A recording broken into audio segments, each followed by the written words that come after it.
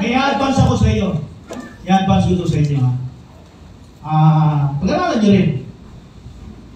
Sino ang star messenger ng Efeso? Siyempre. So siya yung merong malaking star. Tama? Okay.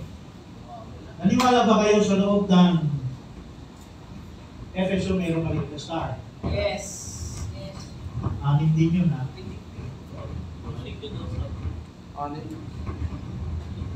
With supporting Bible verses yan, Pastor. Sige. Ito si Pablo. Alam niyo bang ito unang iglesia. Yes. Naniniwala ba kayo na mayroong 7 iglesia sa loob ng Efeso? Meron? Oo. Sa inyo nabasa, di ba meron? O Revelation 1:11. Meron, di ba? Okay. So, yung bang mga star na yon, hindi ba maliliit din ang mensahero yun? Hindi nadalhan. Pwede. Tama? Okay. So, in advance, spiritually speaking, ito si Pablo. Alam niyo ba nasa loob si Irenaeus? Okay, no? Pero, pagpasok ng pangalawang iglesia, si Irenaeus ay magiging star messenger na rin siya. Just like Paul. katulad ni Pablo. So, itong pitong ito, yung spirit na yan, lalabas yan sa bawat panahon. Hindi ba itong pitong star ay, star means messenger.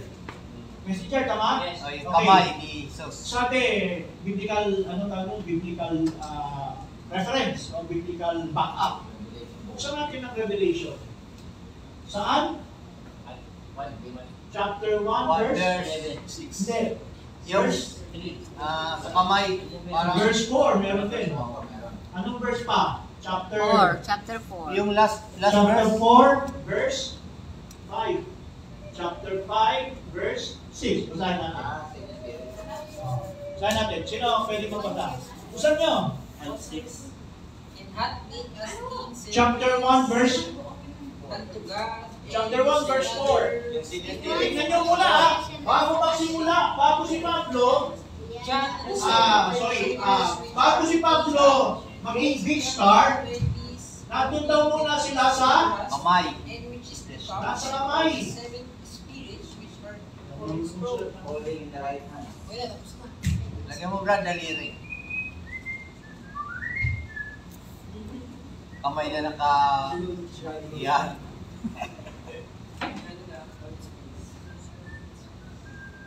Nandun sila sa kamay. Lahat ba yan, Pastor? Puro mo yan. 1, 2, 3, 4, 5, Yung star messenger. 7, 1, 2, 3. Yung messenger dyan, hindi yan mga basa. Revelation chapter.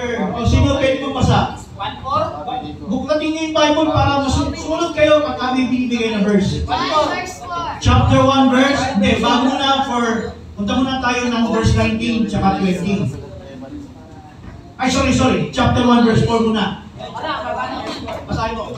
Chapter 1 verse 4. Kasi nasa advance na tayo eh. Revelation 1 verse 4. Oo. John to the seven church which are in Asia, grace be unto you and peace from him which is and which was and which is to come, and from the seven spirits which are before his throne. And from the seven spirit, ano daw? Set Which are before his throne. before was his throne. Anong to? Wala na. Wala na po.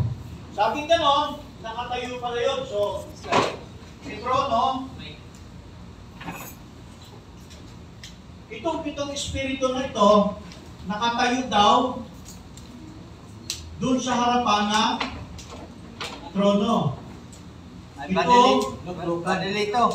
May time masyado yung 7 church ages sa book of Esther. Oo. Marami ang pwedeng na-type yan. So, ito yung luklukan.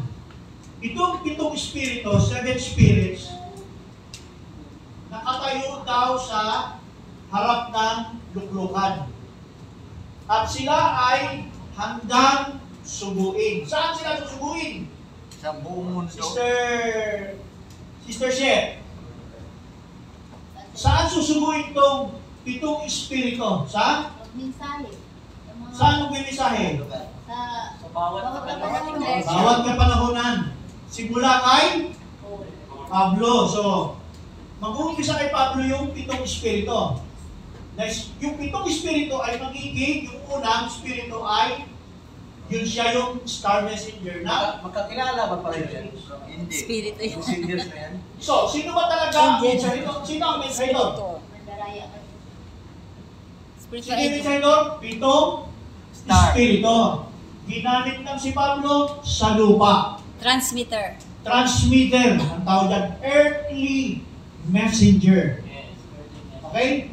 Si Pablo yung una. So, sinabi ko kanina, na itong pitong espiritu nito, in Revelation chapter 1, verse 19, sino kayo magbasa?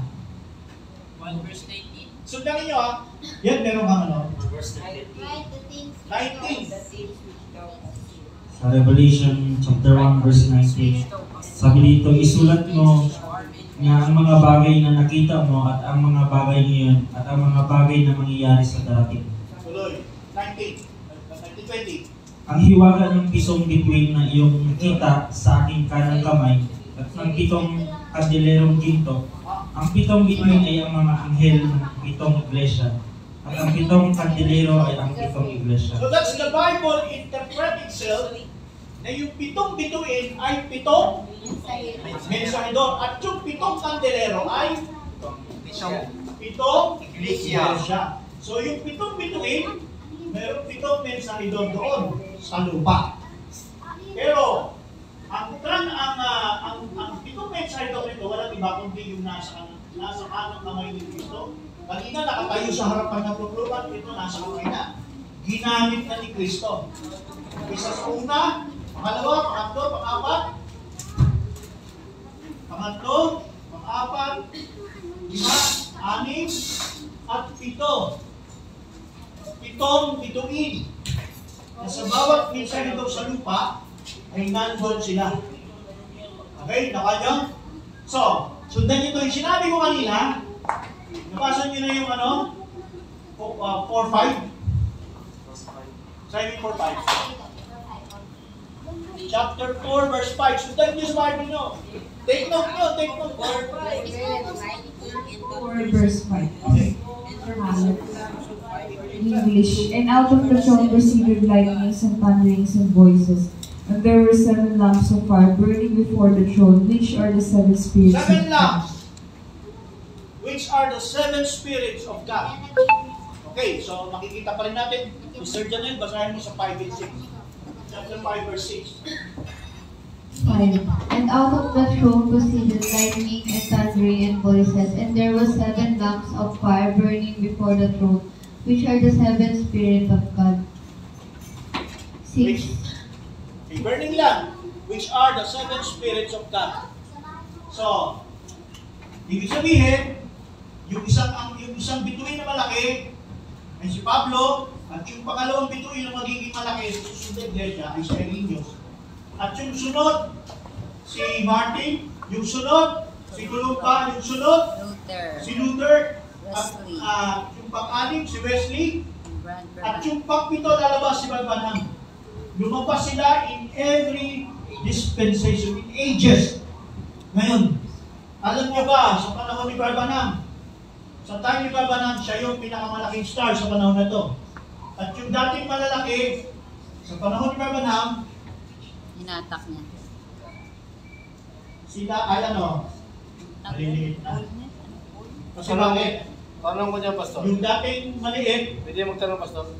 teka, tapusin ko na ito. 1, 2, 3, 4, 5, 6. Pastor, ano pang talaga tinatalakay? Okay. Tanong, Pastor. Sa panahon ba ni Paul, di ba, mayroon siyang sa loob,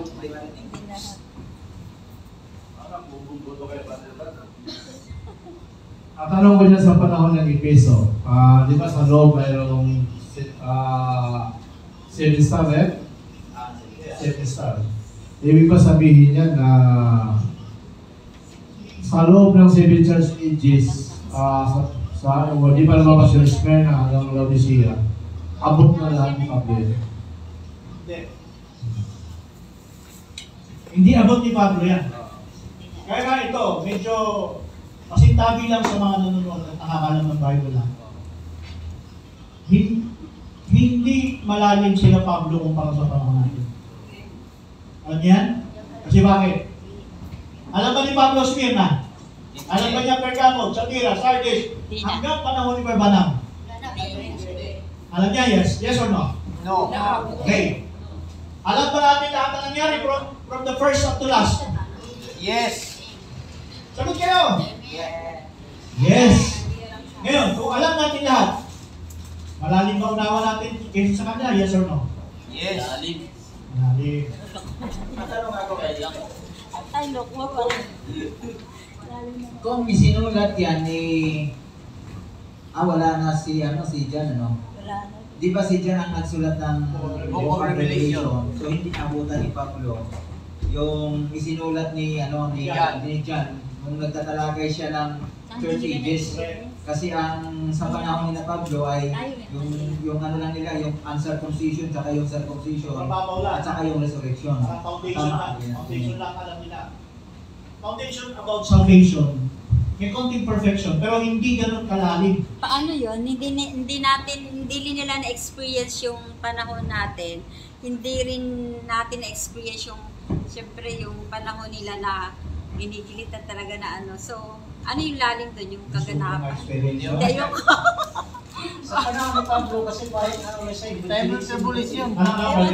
sa panahon ni Pablo, Sa panahon ni Pablo. parang evangelism na dati. Parang evangelism. Naghihimok na siya eh. Parang naghihimok lang si Pablo. Hinihimok si Pablo. Kasi siya ay apostol. Ng mga hintil. Hindi himok lang yun. Kasi si Pablo nagtuturo about doon sa pag-aasawa. Katapos yung kalagayan ng iglesia. Apostol siya, di ba? Is it the church in order? So, pangalawa, may perfection si Pablo. Pangalawa, si Pablo din nagdetalye kung ano yung kalagayan ng Diyos at saka ni Kristo. Yung kalagayan dyan. May gadid si Pablo. Malinaw yung gadid ni Pablo at saka sa panahon ni Peter, nagkakaroon sila ng agreement pero mayroong mga bagay na pinapaliwanag si Pablo na hindi maabot ni Peter na ang ginawa niya lang ay to recognize Paul na siya ay ginagamit sa panahon na yan. Kaya nga, kanina gusto ko sana itanong, hindi ba alam ni Pablo na mayroong Ephesus, mayroong Pergamo, Thyatira? Hindi niya pala naabutan kung paano sinulat, paano nireveal ng Diyos kay John about doon sa, kasi 96 AD sinulat yung Book of Revelation. Alam niya yung panahon na yun. Pero dito sa Church Ages, hindi na matitalye ni Pablo kung ano yung espiritu na yan. Kaya nga yun, akala ni Pablo niya naman tatapos eh. Hindi niya alam meron pa susunod. Yung nagpaliwanag na yan, walang iba kundi yung Revelation 7. Yung magpapaliwanag. Yung sa detalye na mayroon si John. Kaya ba, Pastor, kaya ba niya sinasabi na mara-rapture siya? Namatay na kasi Pablo. Kaya ba sinasabi ni Paul? I was in the spirit of the Lord's day. Nung sinabi niya, I was the spirit of the Lord's day, pinakita sa kanya kung ano yung nangyari in the past, future, yung present, saka yung future, pinakita kay John. Pero yung detalye, ibang detalye dyan, ang nagpaliwanag si Brother Branham. Ang paliwanag niyan. So, hindi ba, although kahit pinakita si John, di ba sabi, come up hither, and then I will show you the things past, present, and future. Pero alam niyo ba, kahit pinakita kay John niya, hindi niyo maintindihan niya. Hindi niya maintindihan kung ano yung talagang nangyayari. Kasi nakikita niya ito, it's by vision. Halimbawa, nung nakita ni John, yung World War III, nakita niya ano yung senaryo sa panahon na yung labanan. Iba, gumamit siya ng mga ilustrasyon na sabi niya yung mga, kumbaga sa ating tangke. Yung tangke, sa kanya, mga tipaklo, parang kasi bakit? Nangangagat yung Malay ba na kung meron pa makaka-invento ng gano'n? yung alakdan. Yung alakdan, yung may paano sa tulong. Eh, yung tangke, kumbaga ngayon, yung tangke na bumubuga ng nakita ni John yun. Nakikita ni John yung pangyayari. Ang problema, Hindi malinaw. hindi niya alam kung ano yan. Kaya gumamit siya, anak na, may bumubuga doon sa tulo. Kasi yung mga kabayan na itsurang mahaba po. Yung mga ganon. Ibig sabihin, kahit pinakita kayo dyan, pinakita sa higher dimension. Kasi, ang panahon ito hindi para sa kanila. Parang si Kahit Daniel. pinakita sa kanila, hindi niya kasi hindi para sa kanila yan. Parang si Daniel. Tama sabi nga kanina na sa huling panahon, ang magpapahayag kung ano yung hiwagan dumating na 7 iglesia.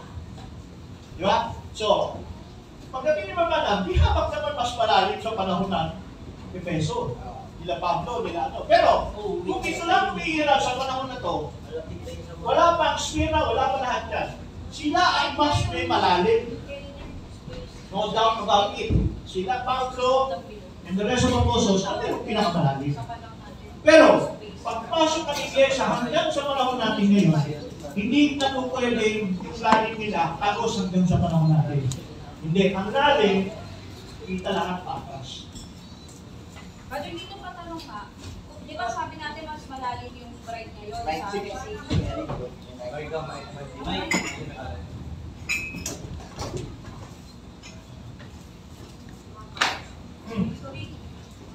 di ba sabi natin mas malalim yung aral natin sa panahon natin, yung mga bride or nagdariyan. Pag ako na namatay tayo, mas mataas pa yung ano natin sa mga angel or ano.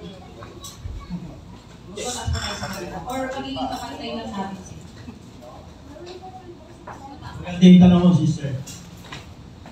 Sa kalagayang hindi pa tayo makabot sa perfection, mas mataas ang anghel when it comes to condition. Kasi nasa higher dimension sila. Pero tayo ngayon nasa process papunta doon. Okay? Magbibigay ako ng talata na malalaman natin mataas ang ating. Bibilisan ko na ito kasi nasa Tayo tayo. makakatun sa mga anghel. Isa yan. Hindi naman kayo nahatulan mo, mas mataas sa'yo. Ibig sabihin, sister, ito si Kristo pasasambahin. Si Kristo, tao, di ba? Na pinagbabawalan ng Pero sinasamba. Sabi ni John, tao rin akong katulad mo, hindi mo ako dapat sambahin. May magbabago kay Kristo kapag inakyat yung dimension niya about body.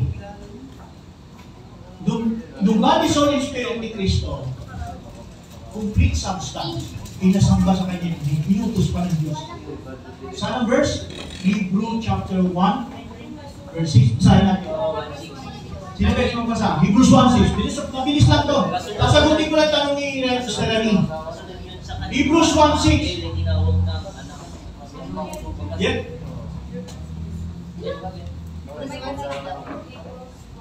Buksan niyo yung Bible niyo. Tingnan niyo yung talata. Hebrews 1:6. And again, when he bringeth in the first begotten into the world, he saved, and let all the angels of God worship. Let all the angels worship. Sino yung worship? Sasambahin si Kristo. Di ba? Bakit inutos ng Diyos yan? Nagkaroon si Kristo ng mas mataas na higher na condition, hindi tulad sa dati. Higher condition niya, in a substance yan. Eh ngayon, paano kayo tayo? Kasi tanong mo tayo, di ba? Tayo, ganun din. Kung paano sinamba si Kristo, ganun din tayo sasambahin. Bakit? Pagdating sa millennium, pagdating sa eternal age, glorified body tayo. We are a God's body. Tayo, actually tayo na mismo yung nagre-represent sa Diyos. In a higher position. Pero tanggapin ang hindi yan, ang iba yan. Yan ang magiging kalagayan ng bride. May tanong ko sa iyo. Sa panahon ni Kristo, sa Sa'yo lang. sino ang tinatawag ng mighty sa Santos? Kasi malakas na ka rin Kristo. Sino ang tinutukoy ng mighty sa rapture? Gusto mo kape? Kape.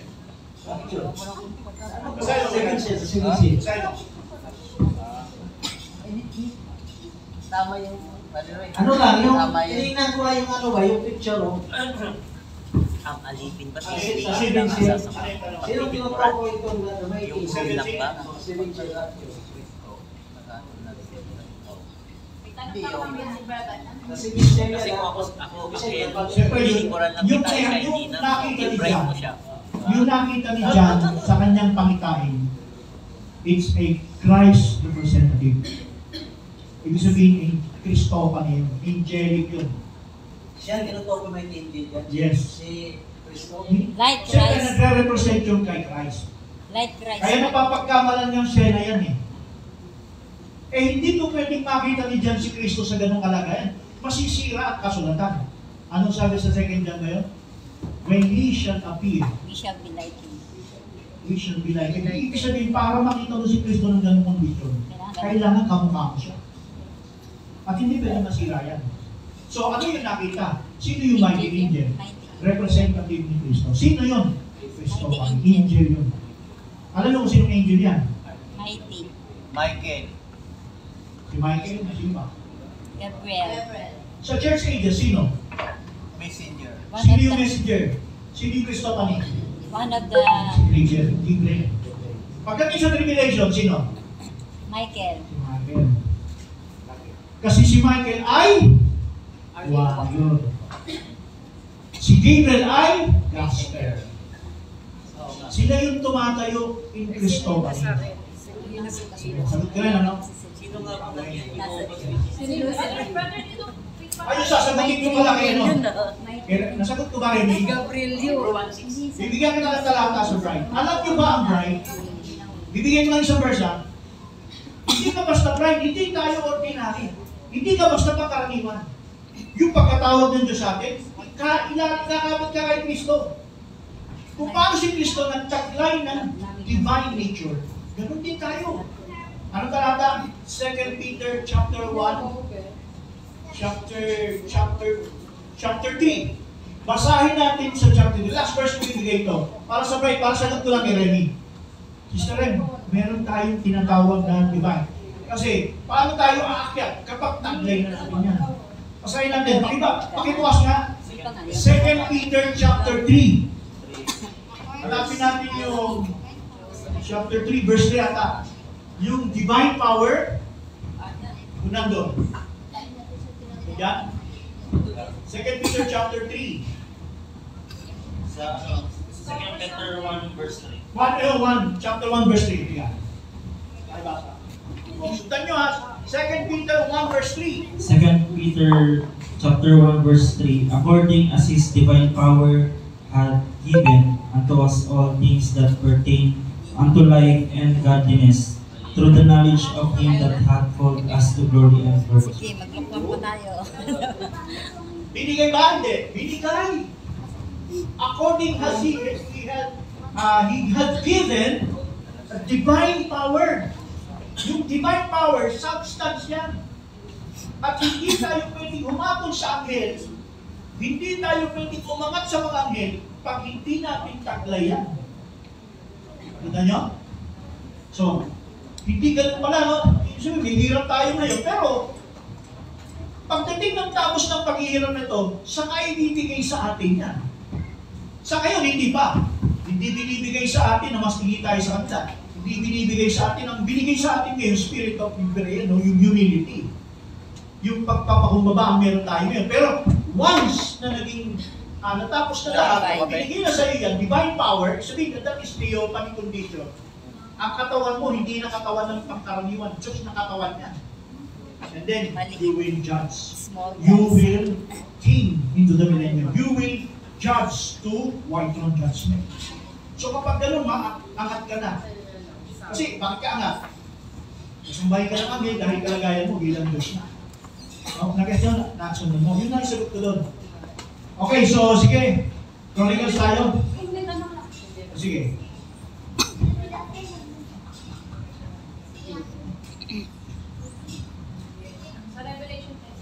Revelation? Sabi po ng buong si Brother Branham daw po yung 7 pages sa Revelation 10:7. Okay, so sa turo ng end time, no? Si Brother Branham ay naging Revelation 10:7 as a 7 angel, as a breaker, sir. Unang gamit. Wala silang application ng Siyempre, sa kanila, in-ultimate ng ibang end time na si Brother Manang ang katuparan nun. Okay? Si Brother Manang ay isang prophet. Prophet?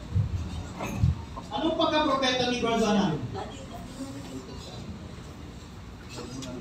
Old Testament prophet with anointing of New Testament. Propeta siya.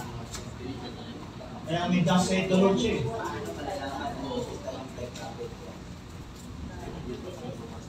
Ano? Medyo masakit ang katela ng iba. Sinabi natin yung condition ng New Testament. Kasi yung pagkakaiba kasi ng pagiging propeta sa lumang tipan, hindi ka pwede sa ikaman ng doon. Tama? Pagka Old Testament prophet ka talaga, hindi ka New Testament New Testament, part of the New Testament ka. Ibig sabihin, hindi ka pwede magkamali. Nakakita na ba kayo ng propeta sa lumang tipan, magkamali? Pag sinabing, thus saith the Lord, hindi nangyari ha? Nangyari lahat. Wala pa kasing Christ. At saka kalagayan ng propeta sa Old Testament, Jehovah. Alam niyo ba si Moses, galing sa Mount Sinai, yung bumaba, si Sarani, ano nakita ng Israel? Niliwanag. Bumaba sa passage ng 40 days, dala niya yung bato. Ano nangyari? Lumanta siya, di ba? Tapos ano yung itsura niya? Nag-iiwanag. Nag-iiwanag yung mukha, di ba? Nasilaw yung mga tao. Tapos di kami makatingin. Ano kalagayan niya? Jehovah. Hindi ba sinabi ng Diyos kay Moses, gagawin kitang Diyos kanino?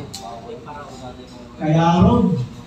At si Aaron ay gagawin kong tagapag salita ko. Kaya ano gusto ko pagdating dyan?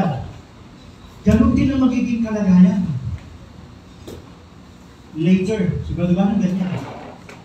Kaya lang, hindi si Brother Banham as theophany na katulad ng nangyari kay Moses. Pero yung super sign mas matindi. Matindi rin. Yung nangyari kay Brother Banham, walang pwedeng sumanungat, lumali niya yung super sign na meron si Brother Banham. Pero, dahil siya ay part of the New Testament ng kanyang pagkapropeta, kitang-kita, pagdating sa New Testament, propeta, nagkakadali ng mga pamilya. Tama niyo? Si Pablo mismo may sabi, 1 Corinthians 13:8, if their own prophecy, they shall gain. If their tongues shall they cease. Ibig sabihin, yan ay New Testament. Yun ang pagkakaiba niyan. Hindi ito matanggap ng iba pag kasi nakatatak sa isip, naka-mindset sa isip ng tao pag propeta ka, hindi ka pwede magkamali. Eh makita natin si Baba na mayroon talaga siya mismo. Umamin, siya mismo, binago niya. Di ba? Kaya nga binabatuhan tayo ng ibang mga denominasyon eh. Iba yung prophet mo eh. Binabasa din nila eh.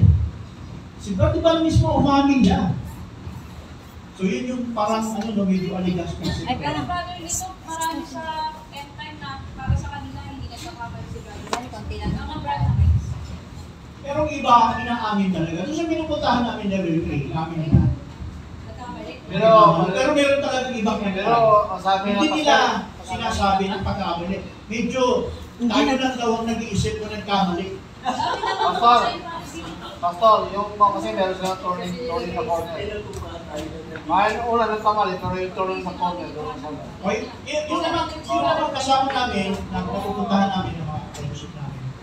Ang sinasabi kasi nila, yes, admitted na may mali si Baba since 63 pababa. Ay bago mag 63 pababa. Before 60. Then 63 up, wala na. Wala na sinasabi ng mga kasama. Ibig sabihin, brother, dito, hindi alam ni Brother Francis na yung level 3 naniniwala na. Alam ni Brother. Hindi naman natin. Si Brother Francis nga nag-level. Siya nagsabi, Siya nga nag-level. siya nagsabi Pinagalitan ko na ikaw sa iba. Umamin yung level 3 na nagkakamali yung prophet. Ang level 3, kahit sila, pagkausap namin sila. Hindi nila dinideny na si Brother Banong nagkamali. Kasi kaya lang, ang sinasabi na nila, start na nag-minister si Brother Banong until umakyat siya ng 47, nung nag-minister siya 47, up to 50s, 60s. 1977, tapos na hulog. Sabi ni God. Pero may 2024 na nga. If there shall prophecy, tama sa Nicole, if there shall prophecy, they shall fail. Pinaliwanag ni Brother Banong yun. Sabi niya, I predict. Sinabi ni Brother Banong, I predict, not prophesy. Kasi ang prophesying, hindi pwedeng magkamali. Pero yung prediction, pwedeng mag-fail siya. Bakit? Saan niya kinuha yung prediction? Based doon sa major vision. Yung pinagbasihan niya, yung 1977, based only in doon sa major vision na nangyayari. Pero lahat ng ano natupad. Ayaw iba natupad eh. Pero mayroon na lang hindi natupad. Ibig sabihin, ba't ako nangyari? Hindi yun nasa tulad. Hindi siya nasita doon. Ang sinabi niya lang yan, I predict, not prophesy. So magkaiba yan. Ang prophesying hindi pwede magkamali. Pero isang pangangaral din yan na ibig sabihin doon, may mali na. Ha? May mali na kasi kahit na-prophesy yun o kwan niya, mali kasi propeta. Yun nga, sa atin. Pero kay Brother Banong, hindi niya pwede sabihin na mali ako. Pero pwede niya sabihin na pwede ako magkamali. Kasi nga, dahil siya tao, pwede bubuta sa kanya kasi Brother George, ang term na sabihin natin na yung sinasabi ko magkakamali, pwede naman magkamali. Yung tao, kasi tao tayo eh. Hinabi ka naman, I am only human that can cause mistake, that can make mistake. Parang gano'n, hinabi niya na gano'n. Pero, when it comes doon sa prophesying, revelation, pag once na ginamitan niya yung thus saith the Lord, hindi pwedeng magkamali yun. Kasi sabi niya, there, thousands of prophecy, thousands na pinakita sa kanya ng Diyos, walang isa man ay hindi naganap. Lahat yun naganap. Accurate yung sinasabi ni Brother Banong. Sabi ba ng babasa ko? I did not prophesy but I predict. So yun yung sinasabi ni Brother Pero Banong. kasi ba, bilang propeta, Kaya kasi bilang propeta, hindi nag-ground sa kanya. Okay, so wala na?